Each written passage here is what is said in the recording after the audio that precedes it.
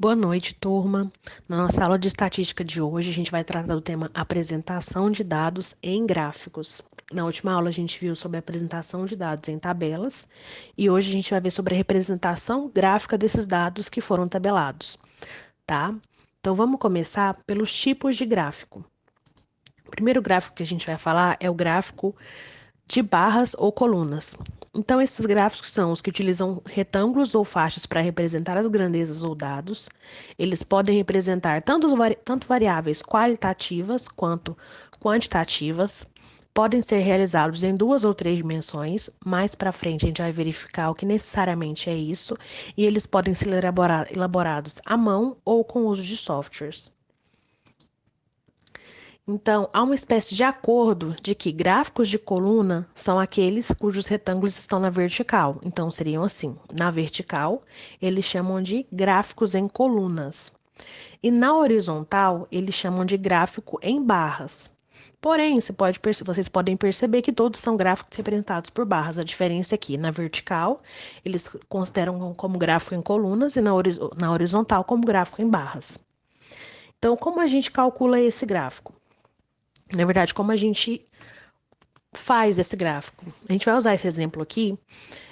Considere como exemplo as informações quanto ao hábito de uma comunidade em assistir ao horário político televisivo. Esse é o exemplo que está no livro, tá? Então, de hábito, sim ou não, a frequência e o percentual, que a gente aprendeu a calcular na última aula. Então, de 100% dessa população, 31,5% assiste ao horário político e 68,5% não assistem. Se a gente for colocar isso em gráficos de barra ou colunas, essa seria a representação. A gente coloca, a princípio, pelo número da frequência, não pelo percentual. A gente faz a representação gráfica pelo número de pessoas dos respondentes. Então, sim, em torno de 1.150 pessoas e não 2.500 pessoas. Olha aqui o limite 100, um pouquinho a mais, 1.150 pessoas. Então, aqui seria a representação bidimensional desse gráfico em colunas na vertical. Então, gráfico em colunas bidimensional seria essa representação, e tridimensional seria desta forma, quando ele é desenhado, quando aparece que ele está em mais de uma dimensão. E da mesma forma, é o gráfico em barras, tem ele bidimensional, desenhado dessa forma, e tridimensional. Na verdade, a informação, o conteúdo é o mesmo, só muda a forma do desenho. Fica a critério de quem está apresentando os dados colocar de uma forma ou de outra. Vamos passar agora para o gráfico de pizza. Então, os gráficos são utilizados normalmente quando os dados são representados por porcentagem. Eles podem representar tanto variáveis quanto qualitativas quanto quantitativas. É bom ressaltar isso por quê? Porque nem todos os gráficos representam variáveis qualitativas, só esses dois. Eles podem ser realizados em 2 ou 3 dimensões e eles podem ser elaborados à mão ou com o uso de softwares também. Sim, partindo do último exemplo, do hábito da comunidade em assistir ao horário político, a gente vai pegar os percentuais representativos dessa tabela e a gente vai fazer o gráfico de pizza. Aqui a gente usou arredondamento, então ao invés de usar 68,5%, eu usei 68% e 31,5% eu usei 32%. Então, esse aqui seria o gráfico de pizza. O ideal de representar uma porcentagem é porque ele é um gráfico fechado. Quando vocês olham aqui, ele é um gráfico fechado. O ideal é que seja o percentual para que não tenha falhas nesse gráfico. E como no outro, ele pode ser bidimensional ou tridimensional. Aqui é uma representação do gráfico de pizza bidimensional e aqui do gráfico de pizza tridimensional. Mais uma vez, fica a critério de quem está realizando a pesquisa, de quem está apresentando os dados, colocar de uma forma ou de outra. Seguindo, a gente tem o gráfico de dispersão. Então, o que seria o gráfico de dispersão? Para que usar o gráfico de dispersão? Ele permite que seja investigada a tendência dos resultados e a presença ou não de valores extremos. O que seria isso? Quando você faz uma pesquisa, às vezes, vamos colocar uma média de alunos da terceira série. Normalmente a turma tem uma média de 1,30 m, mas eu tenho um aluno na terceira série que tem 2 metros. Se eu for quantificar a altura, esses 2 metros seria um valor muito extremado. Na minha curva de dispersão, ele ficaria lá em cima. Então, eu diria que esse aluno de 2 metros, ele está muito acima, ele está extremamente acima da média, visivelmente acima da média que os alunos da terceira série, porque ele tem 70 centímetros a mais que a média dos alunos que tem 1,30 m. Então, é isso que a gente fala de valores extremos, é um valor que aparece muito maior do que o restante dos valores apresentados na tabela, tá? Esse gráfico de dispersão representa variáveis quantitativas apenas. Eles podem ser elaborados tanto à mão quanto com o uso de software. E geralmente a ordem dos dados representa o eixo X e os dados representam o eixo Y. O que isso quer dizer? Vou passar para o gráfico e eu vou explicar aqui. Normalmente, quando você coleta os dados e você quer colocar ele do menor para o maior, não importa a ordem que você coletou. Você vai colocar em ordem do menor para o maior. Quando você faz uma pesquisa e a ordem dos dados representa o eixo X, eu digo que o primeiro aluno que eu perguntei tinha 1,78, o segundo tinha 1,65, o terceiro tinha 1,68. É essa ordem de pesquisa que eu vou colocar lá, independente dele ser o maior ou menor, ele está fora da média ou ele está à parte da média. Eu vou colocar os dados exatamente na ordem em que eu pesquisei, exatamente na ordem que essas informações chegaram para mim. Não vou colocar de forma decrescente, não vou colocar de forma crescente. Eu vou colocar os dados no eixo X à medida que eu receber esses dados. Então, eu peguei o exemplo do livro. Essa tabela era para ser sequenciada, mas ficava muito grande, os valores ficavam muito pequenos. Então, alunos de 1 a 10 e as alturas que foram pegas desses alunos. A representação gráfica do gráfico de dispersão dessa tabela é a seguinte. Isso. Quando a gente diz que as informações são de acordo com o que foi coletada, é porque ele aparece totalmente disperso. O primeiro aluno com 1,78, o segundo com 1,65, o terceiro com 1,68. Então, essa é a representação. Aqui está o aluno 1, 2, 3, até o aluno 18, que é a quantidade de alunos que eu tenho, e aqui está representando a altura. Então, quando você vê, voltando lá na tabela, o aluno 1 tem 1,78, o segundo 1,65, o terceiro 1,68. Vamos usar eles como exemplo. O aluno 1 tem 1,78, pela altura que está aqui. O aluno 2 tem 1,65. Aluno 2, aqui, 1,65. Aqui, aluno 3, 1,68. Apesar de não ter representação do número aqui, eu sei que está em torno de 1,68. Então, esse aqui é um gráfico de dispersão. Que a gente tinha falado lá, quando algum valor é muito extremado, ele aparece muito fora da tabela. Aqui a gente não pode dizer que ainda tem um valor extremado, mas se eu quiser citar um aluno que está muito acima da média dos demais, eu estarei esse aluno aqui, que tem quase 1,85. Não chega a ser um valor extremado, mas se ele tivesse 2 metros, ele iria elevar minha tabela, esse meu eixo aqui lá para cima, porque eu ia ter que colocar até 200 centímetros, ele ia aparecer lá em cima da minha tabela. Não ia nem caber aqui. Então, seria um dado extremado, um limite extremo, e eu veria que ele está muito acima da média. Aqui ele está acima da média, mas não tão acima a ponto de eu precisar elevar muito o eixo do meu gráfico. Gráfico histograma. É um gráfico que permite que seja observada as frequências de uma variável de acordo com o intervalo de classe estabelecido. Intervalo de classe a gente viu na última aula como realizar o cálculo desse intervalo de classe. Então, o histograma ele faz um gráfico com aquele intervalo que a gente estudou na aula passada. Então, a partir do histograma é possível identificar a forma de distribuição. Forma de distribuição a gente vai verificar um pouco mais para frente, o que é necessariamente, mas é bom vocês já saberem que o histograma é um gráfico que você identifica a forma de distribuição, se ela é simétrica, assimétrica positiva, assimétrica negativa ou outro tipo de distribuição. Mas a gente vai verificar exatamente o que é distribuição mais para frente. Ele representa variáveis quantitativas, ou seja, não é um gráfico que envolva variáveis qualitativas, e eles podem ser elaborados à mão ou com uso de software. Então, vamos colocar aqui um intervalo de classes, que a gente viu na aula passada. da altura dos alunos. Aquela tabela que a gente viu anteriormente, de 18 alunos, a gente vai fazer ela em intervalo de classes e vai colocar as frequências aqui. De 160 a 165, de 160 a 165, de 165 a 170, de 170 a 170, e assim respectivamente. E as frequências em que esses valores aparecem. Pronto, a tabela de intervalo de frequência está pronta. O meu histograma, ele é representado dessa forma.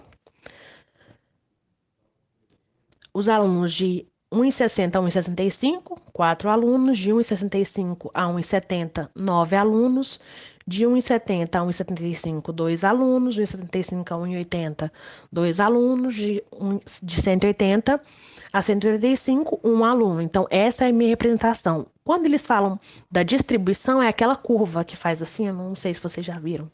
Mas a gente vai ver mais para frente, mas é basicamente esse gráfico que representa um histograma. E nele é muito parecido com um gráfico de barras, mas como a gente verifica a assimetria, todos os dados têm que ser juntos para a gente verificar essa informação. Como aqui eu só tenho 5 colunas, ele está um pouco mais tortinho, mas quando você vai pegar 5.000 variáveis, 6.000 variáveis, os gráficos mudam, a gente vai ver isso também mais para frente.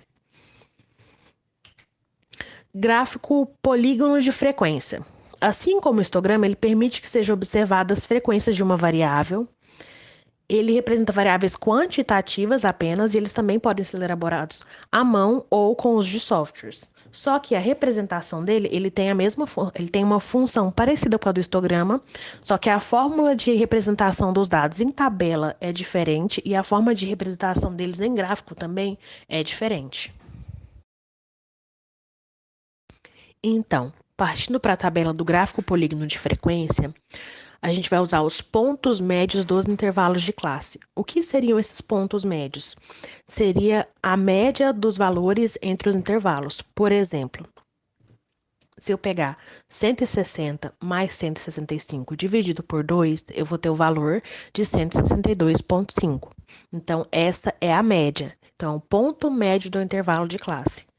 Então, para fazer essa tabela, eu vou pegar o valor inicial, que é até no modelo aqui da classe anterior eu coloquei, foi 160, e a gente vai pegar o valor final, que é 185, e no meio das informações a gente vai colocar a média desses intervalos. Então, valor inicial 160, a média de 160 a 165, 162,5, 165, 170, 167,5, de 170 a 175, a média 172,5, de 175 a 180, a média 177,5, de 180 a 185, a média 182,5 e eu vou colocar o valor final.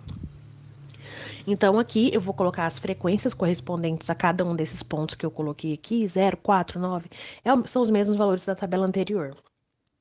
E eu vou fazer o meu gráfico com esses pontos médios dos intervalos de classe.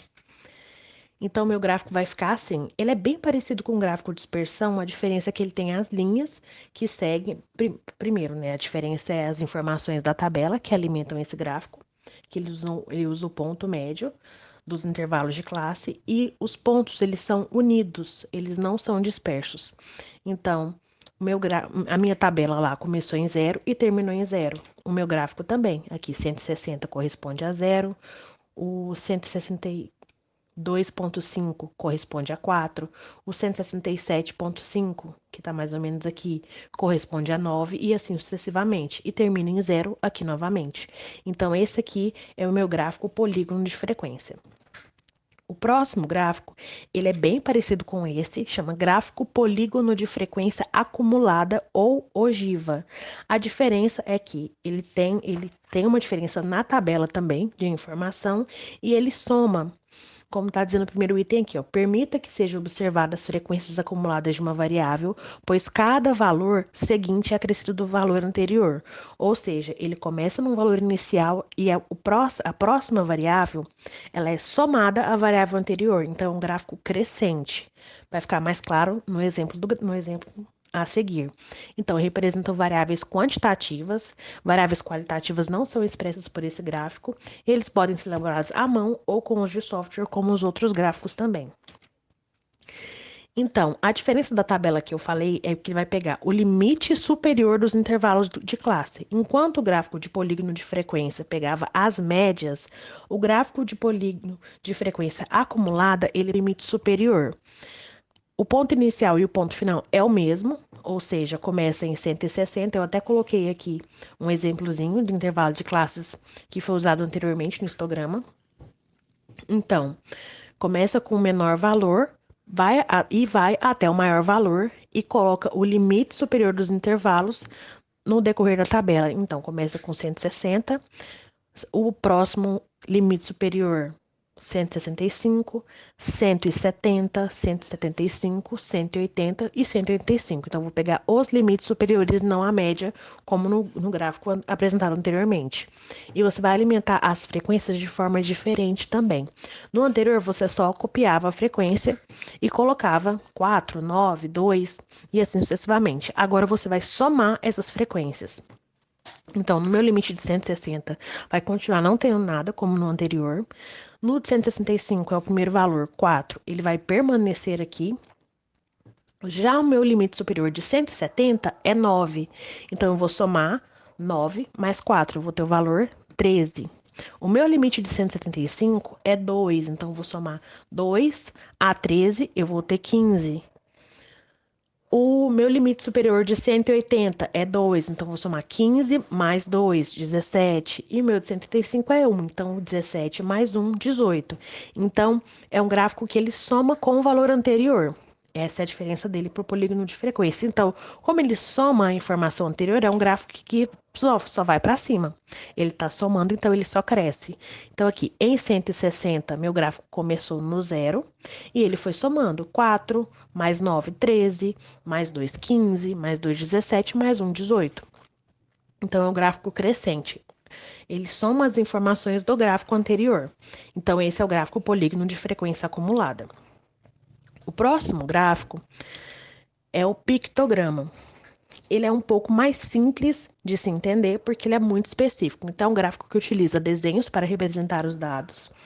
E os gráficos de pictograma são muito usados na mídia, imprensa escrita ou apresentações visuais. E para a elaboração desse tipo de gráfico, é comum a inserção de figuras relacionadas à variável em estudo, substituindo e representando os elementos do gráfico gerado. Então, o exemplo do livro, eu achei ele bastante genérico, não estava deixando claro o que seria um pictograma. Então, peguei exemplos de outros lugares para ficar mais claro para vocês. Então, observe esse pictograma aqui. Distribuição das idades por sexo. O autor colocou um índicezinho aqui, então, um homenzinho representa 4 rapazes, uma menininha de vestido aqui, 4 moças. Então, de 14 anos, ele colocou duas figuras em azul representando rapazes e uma figura e meia representando moças. Como eu interpreto isso aqui? 4, 8. Então, eu tenho 8 rapazes de 14 anos, 4 metade, meia moça. Então, 2 e 6 moças. Então, na distribuição de dados por sexo, eu tenho 8 rapazes e 6 moças. Em 15 anos, 4, 8, 12, 16, 20. Eu tenho 20 rapazes e 4, 8, 12, 16 moças. E, então, é um gráfico que ele é autoexplicativo. Eu estou olhando aqui, a figura está representando informação e eu tenho que saber interpretar esse gráfico, mas é basicamente um gráfico representado por figuras. A figura me explica a informação. Seguindo, eu coloquei um outro aqui. Se eu não me engano, esse aqui é um gráfico de frequência de itens inflamáveis, de componentes químicos, na verdade. Então, P1 é inflamável, P2 é venenoso, P3, não sei o que significa isso. Mas então, cada barra está representada por aquilo que o item significa. Então, esse também é um pictograma, mas ele está representado de uma forma diferente. A barra está representada pela imagem que configura o item. Isso aqui também é um pictograma. Eu só trouxe esses exemplos para vocês porque eu achei que ficaria mais claro do que o exemplo que está no livro. Então, gente, agora eu passei a atividade para vocês, baseado no conteúdo desse vídeo, para vocês. Espero que o vídeo tenha esclarecido, vocês tenham ajudado na realização da atividade. Não vai cair nada muito fora do que tá aqui. Quem assistiu, quem entendeu, vai conseguir fazer, tá? Então, acabou por hoje a explicação de conteúdo. Sigam a atividade. Eu vou estar no WhatsApp das 19 horas até as 22h20 para esclarecer as dúvidas de vocês em relação a esse conteúdo, para vocês poderem fazer a tarefa, tá? Então, qualquer dúvida é só entrar em contato comigo que eu vou estar aqui à disposição. Tá bom? Tenham uma ótima noite e espero que vocês consigam fazer a atividade tranquilos.